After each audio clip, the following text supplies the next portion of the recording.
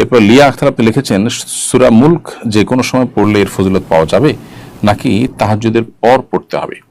মূলত সূরা মুলক রাতে পড়ার কথা হাদিসে বর্ণিত হয়েছে। আব্দুল্লাহ ইবনে মাসউদ রাদিয়াল্লাহু তাআলা বর্ণনা করেছেন যে নবী সাল্লাল্লাহু আলাইহি ওয়াসাল্লাম ইরশাদ করেছেন, মান ক্বারা তাবারাকাল্লাযী বিয়াদিহিল মুলক কুল্লা লাইলা মানাহুল্লাহু আযজা ওয়া জাল বিহা মিন আযাবিল কবর।